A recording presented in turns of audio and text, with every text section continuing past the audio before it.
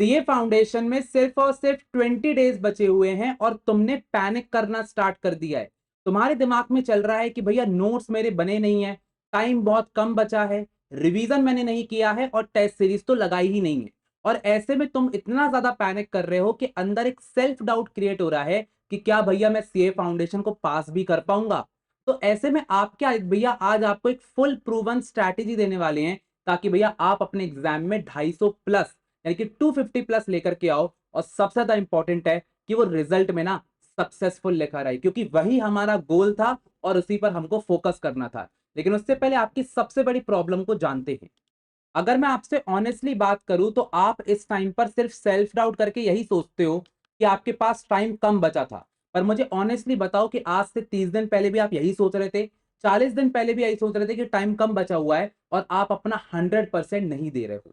आपके पास 20 दिन में है और 20 दिन में आपको 250 प्लस लेकर के आना है। हम यहां पर 300 भी जा सकते हैं अगर हम राइट काइंड ऑफ स्ट्रैटेजी का यूज करें।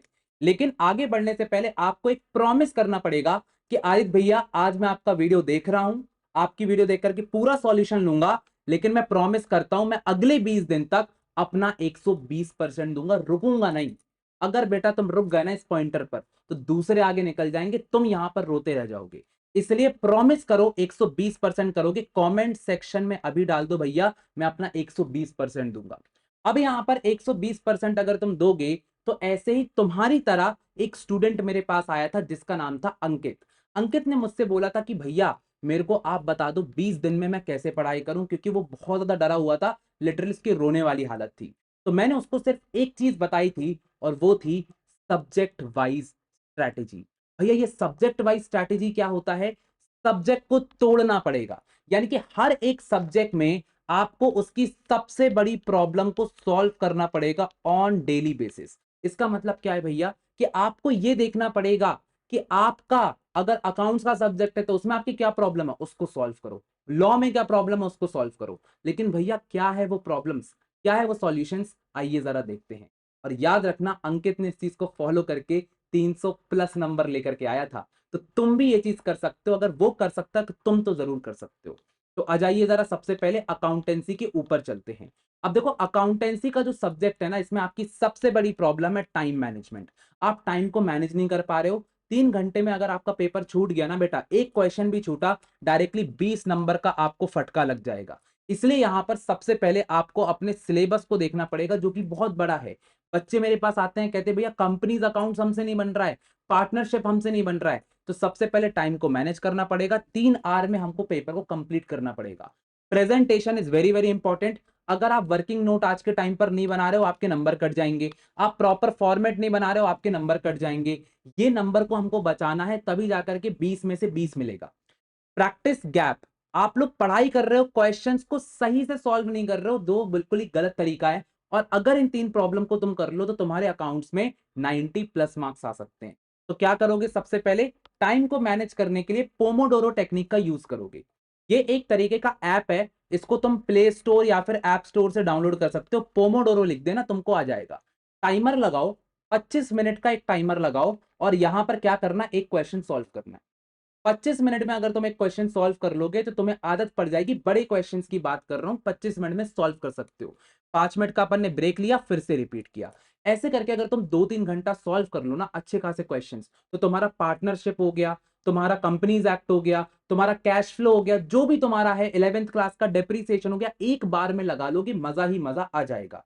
अब देखो यार क्वेश्चंस रैंडमली सॉल्व करने से कुछ नहीं होगा, तुम्हें आईसीआई के क्वेश्चंस लगाने पड़ेंगे, तुम्हें आरटीपी एमटीपी पास पेपर लगाना पड़ेगा। ये बात तो मैं भी कह सकता हूं और तुम्हें भी पता है कि पेपर पूरा आईसीआई के क्वेश्चन से आता है, पेपर पूरा एमटीपी आरटीपी पीवाईक्यू से आता है। तो पास्ट ईयर के पेपर्स तो भाई डेफिनेटली लगा करके चले जाओ, तुम्हें सिमिलर टाइप के एडजस्टमेंट मिलेंगे, तुम उसको सॉल्व कर सकते हो।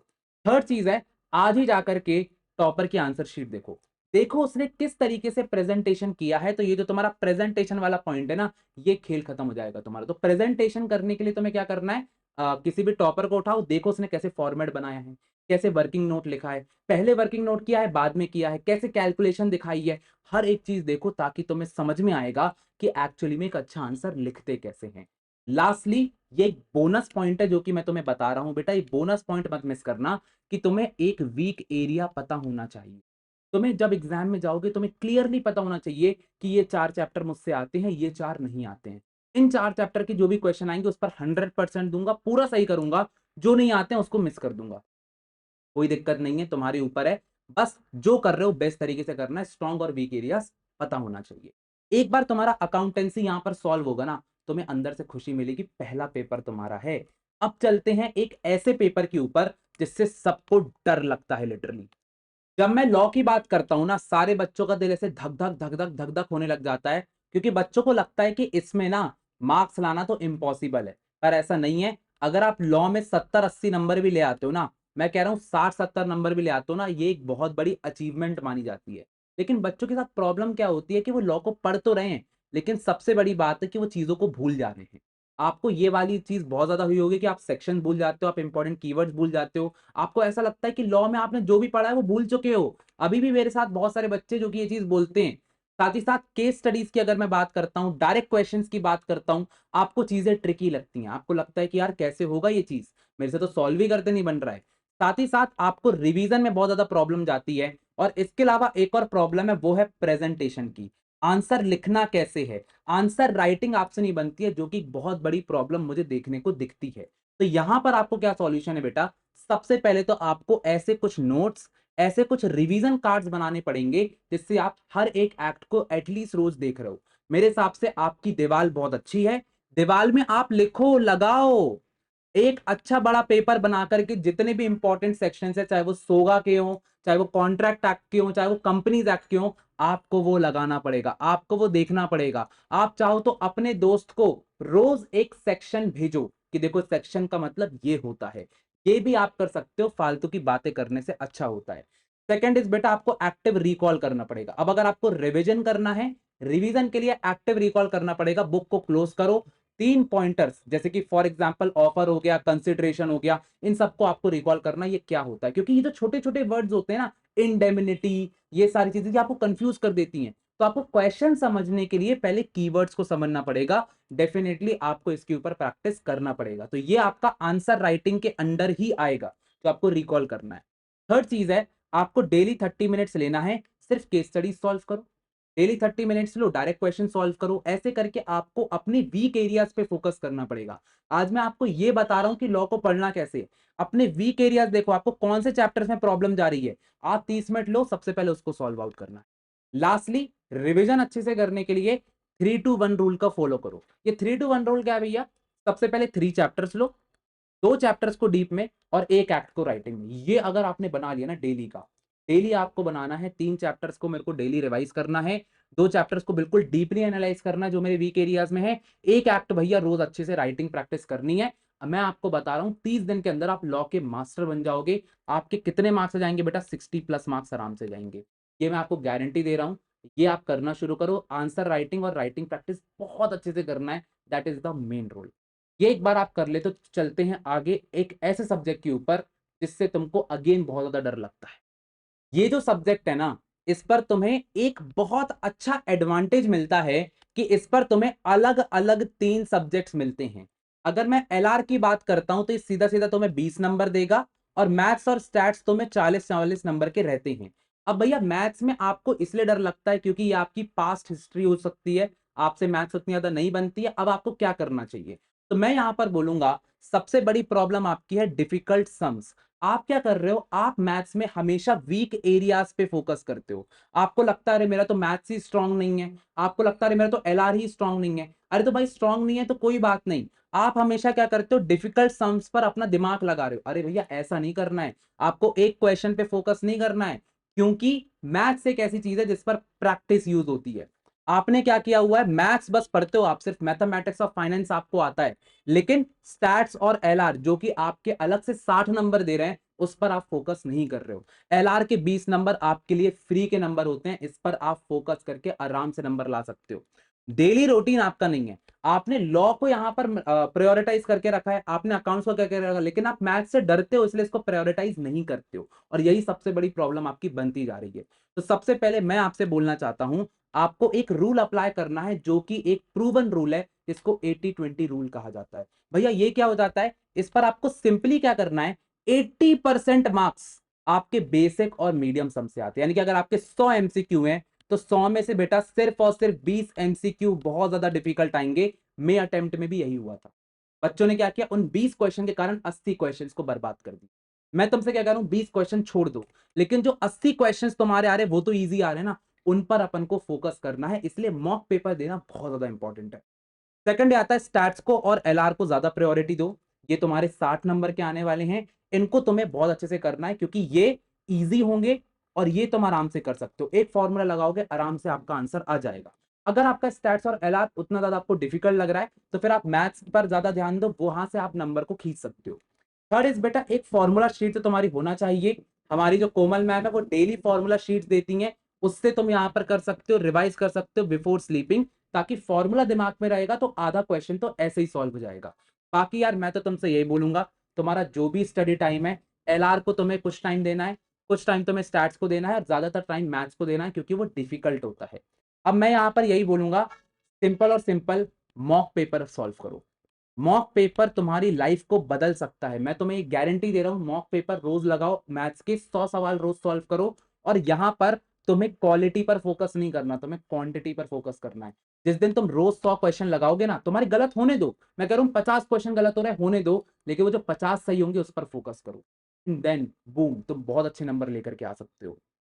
अब फाइनली मैं एक ऐसे सब्जेक्ट की बात करना चाहता हूं जिसको तुमने इतना ज्यादा इग्नोर किया है ना, तुमने इसको पूरे साल इग्नोर किया है और आज तुम इसी के भरोसे हो कि ये तुम्हें पास करवाएगा। यस बेटा, अगर तुम सोच रहे हो ना कि शुरू के 3 सब्जेक्ट तुमने कर लिए तुम पास हो जाओगे, नहीं, इकोनॉमिक्स ही है जो तुम्हें सेव करेगा। क्योंकि जब तुम्हारे शुरू के 3 पेपर में उथल पुथल होगी ना, तो तुम सोचोगे यार अगर मेरे इकोनॉमिक्स में 90 प्लस आ गया ना तो मेरा एग्रीगेट बन जाएगा।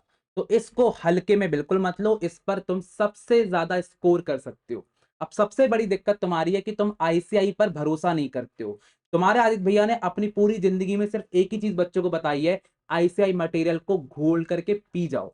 अगर तुमने ये कर लिया तो चाहे तुम्हारा कोई भी कोचिंग का नोट है वो इसको बीट नहीं कर सकता है। अगर मैं तुम्हें बात करता हूं डायग्राम्स और न्यूमेरिकल्स की, इस पर तुमने अभी ज्यादा फोकस नहीं किया हुआ है, इससे तुम डरते भी हो जिसके कारण तुम इसको पर फोकस नहीं करते हो। पर मैं बताना चाहता हूँ ये जो 20 नंबर है ना न्यूमेरिकल और डायग्राम्स की, ये तुम फ्री में कमा लोगे। इतनी अच्छी ट्रिक्स आदित्य भैया ने अपने चैनल पर बताई हुई है। वेटेज स्टडी, तुमने अभी तक रॉन्ग चैप्टर्स को पहले पढ़ रहे हो, इस पर मैं तुम्हें डिस्कशन करता हूं। होता क्या है, सबसे बड़ा सॉल्यूशन तुम्हारा बेटा है कि तुम्हें आईसीआई नोट्स पर फोकस करना है। अब आईसीआई नोट्स पर तुम्हें क्या करना है, जितनी भी डेफिनेशन और डायग्राम है ये सब आदित्य भैया ने अपनी मैराथन पर तुम्हें बता दिया है।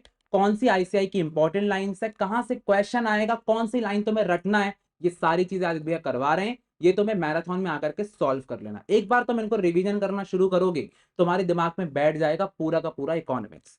सेकंड है बेटा, फ्लो चार्ट तुम्हें खुद से बनाना पड़ेगा। अब फ्लो चार्ट क्या होता है कि जैसे ही मैं तुम्हें एक चैप्टर कराता हूं, तुम उस चैप्टर का फ्लो चार्ट बना लो, दीवार तुम्हारी खाली है उस पर जाकर के चिपका दो। रोज उसको देखना है कि भैया क्या क्या चीजें हैं क्या क्या नहीं है। इससे तुम्हें चीजें याद होना शुरू हो जाएंगी, तुम्हारे इकोनॉमिक्स ना दिमाग में बैठ जाएगा, सबकॉन्शियस माइंड में घुस जाएगा इकोनॉमिक्स। तीसरी चीज आती है कि भैया आईसीआई की समरीज तुम पढ़ते रहो अगर तुम्हें रिविजन करना है। आदित्य भैया ने अपने रिवीजन नोट्स भी दिए हुए हैं। ऐसी बात नहीं आदित्य भैया हर जगह पर तुम्हारी हेल्प करने के लिए आ रहे हैं। रिवीजन नोट्स आदित्य भैया की फ्री ऑन डिस्क्रिप्शन लिंक पर है, जाकर के चेकआउट कर लेना वीडियो के बाद। और पीवाईक्यू एमटीपी आरटीपी तो मेरा डेली का खेल है, वो मैं करवा ही रहा हूं। तो तुमको सिर्फ क्या करना, अगर तुम्हें इकोनॉमिक्स में अच्छे नंबर लाना है, 6 से 8 बजे के बीच में आदित्य भैया की क्लास होती है, रोज 6 बजे आकर के इस चैनल पर आ जाओ, तुम्हें मैं पूरा करवा दूंगा। स्पेस्ड रिपीटिशन करना है, रिपीट करना पड़ेगा बेटा। थोड़ा सा तुमको क्या करना पड़ेगा, अगर तुमने आज के दिन पढ़ाई करी है परसों तुम्हें उसको रिवाइज करना पड़ेगा, क्योंकि economics is all about ICI material पढ़ो, रिवाइज करो, एमसीक्यूज लगाओ। पढ़ो, रिवाइज करो, एमसीक्यू लगाओ। ये 3 रूल अगर तुम समझ गए ना, तुम्हारे इकोनॉमिक्स में 90-95 प्लस से तुम्हें रोक नहीं सकता है। और मैं तुम्हें ये दावे से कहता हूं कि अगर तुमने 20 दिन मेरे साथ निकाल लिया तो तुम इकोनॉमिक्स में 95 प्लस की गारंटी मैं तुम्हें देता हूं। सिर्फ 20 दिन की बात कर रहा हूं। तो बच्चों, सिर्फ और सिर्फ तुम्हारे लिए ना, आज अगर तुम्हें कुछ सीखना है ना, तुम्हारे लिए सिर्फ एक ही पॉइंटर है कि तुम्हें 20 दिन में सक्सेसफुल होना ही होना है। और इसके लिए तुम्हें भगवान पे भरोसा करना पड़ेगा, कृष्ण जी पर भरोसा करना पड़ेगा, अपने महादेव पर भरोसा करना पड़ेगा कि भैया वो तुम्हें दिलवाएंगे ये चीज। पर उसके लिए तुम्हें क्या करना पड़ेगा, भरोसा रखना पड़ेगा अपने ऊपर, भगवान के ऊपर, अपनी मेहनत के ऊपर। और इसके लिए आज बच्चे जितने भी हैं वो भैया अपना नाम कमेंट कर देंगे और लिखेंगे सक्सेसफुल, यानी कि अगर मेरा नाम आदित्य है तो मैं लिखूंगा आदि इज सक्सेसफुल। ये एक बहुत ही इंपॉर्टेंट चीज है जो कि तुम्हारे सबकॉन्शियस माइंड को बता रही है कि यस यार हो सकता है, ये 20 दिन में अगर मैं मेहनत कर लूं ना, मैं ला सकता हूं 200 के ऊपर, 250 के ऊपर, 300 के ऊपर। तो अगर तुम्हें वीडियो पसंद आई हो तो आदित्य भैया की वीडियो को लाइक कर देना, शेयर करना उन सारे दोस्तों के साथ जो इस टाइम पर डिप्रेस्ड हैं, जो कि पढ़ाई नहीं कर रहे हैं। उनको बताओ कि आदित्य भैया तुम्हारे अंदर उम्मीद जगाना चाहते हैं। तो भैया शेयर करेंगे सारे बच्चों के साथ। मिलते हैं अपनी नेक्स्ट क्लास में, तब तक के लिए ऑल द बेस्ट। एंड भैया आखिरी दिन तक तुम्हारे साथ रहेंगे। Thank you so much and good bye.